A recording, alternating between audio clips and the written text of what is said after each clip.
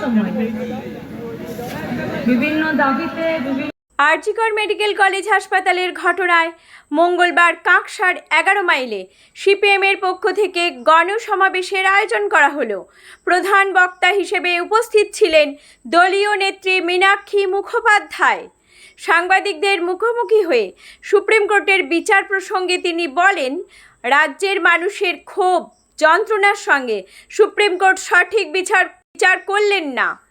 এরপর রাজ্যের মুখ্যমন্ত্রী মমতা বন্দ্যোপাধ্যায়কে আক্রমণ করে তিনি বলেন, রাজ্যের মুখ্যমন্ত্রী প্রতিবাদী আন্দোলনকে অমানবিকভাবে আক্রমণ করলেন উৎসবে ফেরার কথা বলে। কাঁকসা থেকে নিজস্ব প্রতিনিধি রিপোর্ট, সুখবর টিভি।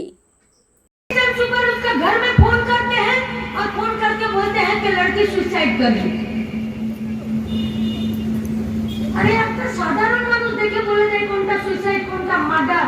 আর তোমরা এত এত লেখাপড়া করে এসে চাকরি করছো, তোমরা জানো না কোনটা মার্ডার কোনটা রেপ আর কোনটা সুইসাইড? क्यों झूठ बोल रहे थे आप लोग?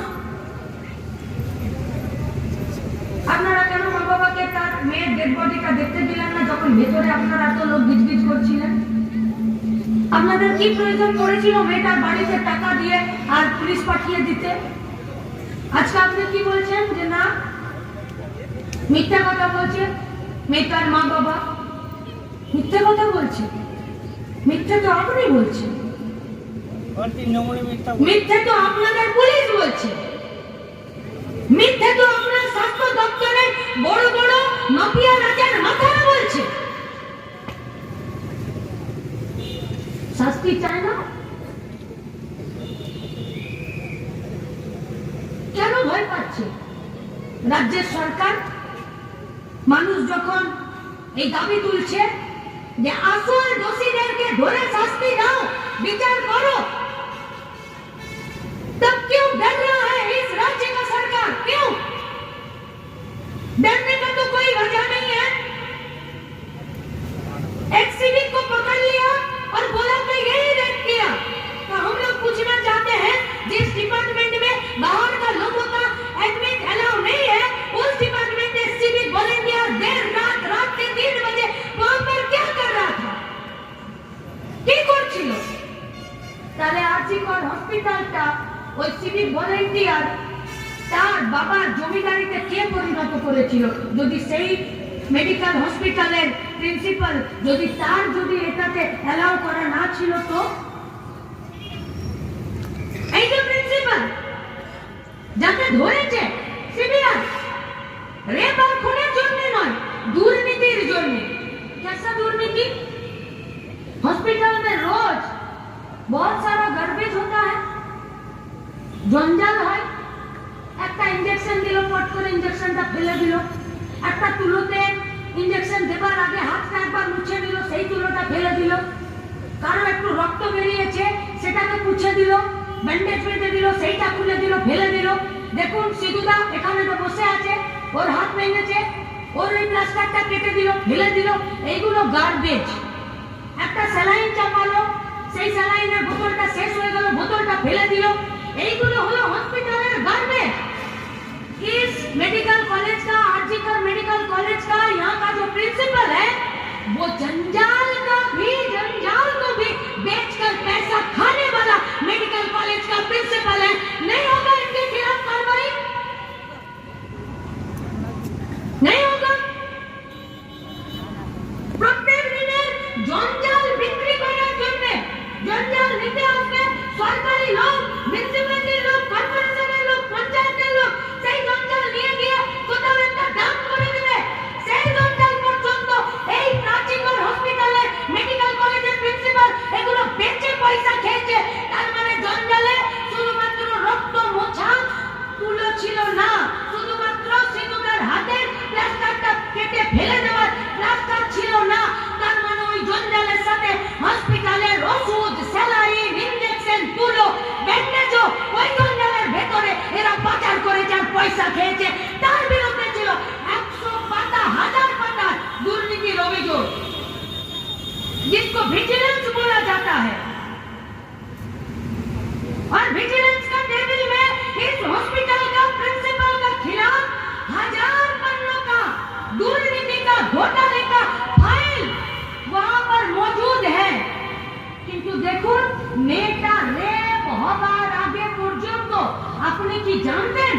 যে মেডিকেল কলেজের প্রিন্সিপালটার বিরুদ্ধে জঞ্জাল বেঁচে দেওয়ারও তার বিরুদ্ধে অভিযোগ আছে। আর অভিযোগ কে করছে?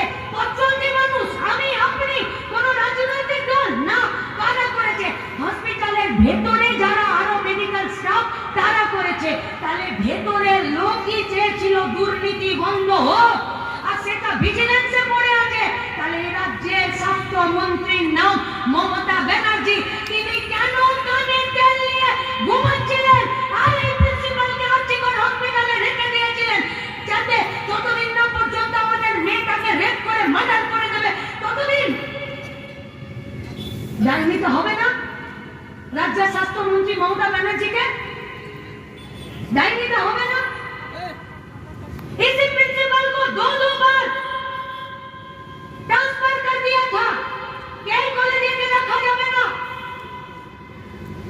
আপনি ভাবতে পারছেন একটা কলেজের প্রিন্সিপাল সে যখন হসপিটালের ভেতরে ঘুরতো তখন তার চারিদিকে প্রাইভেট সিকিউরিটি গার্ড, মস্তান, বাহুবলী, বাউন্সার নিয়ে হসপিটালের ভেতরে ঘুরে বেড়াতো। ও যখন নিজে প্রিন্সিপালের চেম্বারে বসতো তখন বাইরে তো একদম সরকারি স্টাফ থাকে, যে অ্যাপয়েন্টমেন্ট আছে তাহলে প্রিন্সিপালের সঙ্গে দেখা করতে দেব, নইলে অ্যাপয়েন্টমেন্ট না থাকলে দেখা করতে দেব না। ও তো সরকারি লোক। এর বাইরে ওর চেম্বারের বাইরে বাউন্সার, বাহুবলী, মস্তান, প্রাইভেট সিকিউরিটি গার্ড বসে থাকতো। কোন ডাক্তার, কোন স্টাফ, কোন রোগী যদি প্রিন্সিপালের সাথে দেখা করতে যেত তাহলে এই মস্তান সবাই গোটা রাজ্যের এখন গোটা দেশের মানুষ লড়ছে। সুপ্রিম কোর্ট রাজ্যের মানুষের রাগ, ক্ষোভ, আবেগ, যন্ত্রণার সাথে সঠিক বিচার করলেন না। রাজ্যের মুখ্যমন্ত্রী গোটা রাজ্যের প্রতিবাদী আন্দোলনকে অমানবিকভাবে অপমান করলেন। কালকে উৎসবে ফেরার কথা বলে সিস্টেমের বিরুদ্ধে লড়তে নেমেছে। গোটা রাজ্যের মানুষ সিস্টেমের বিরুদ্ধেই লড়বে। গোটা রাজ্যের মানুষ রাজ্যের প্রশাসনকে, সরকারকে স্কোপ দিল 1 মাস শুধরে নেবার। এবারে রাজ্যের মানুষ সিস্টেমের বিরুদ্ধে লড়াইয়ে নামে।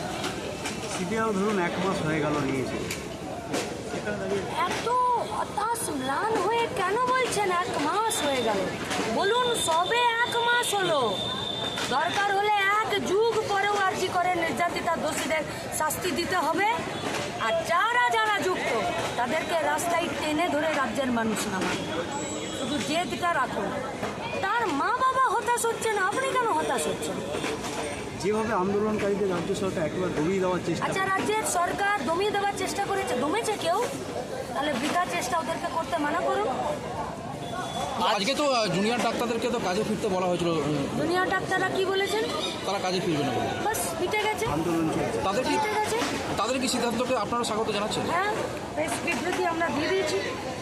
ওয়েস্ট বেঙ্গল স্টেট পেজে পেয়ে যাবেন। আচ্ছা, তোর কাছে খোঁজ। দিদি, আজকে দেখা গেল জুনিয়র ডাক্তাররা ব্রেন নিয়ে প্রতিবাদ মিছিল করছে।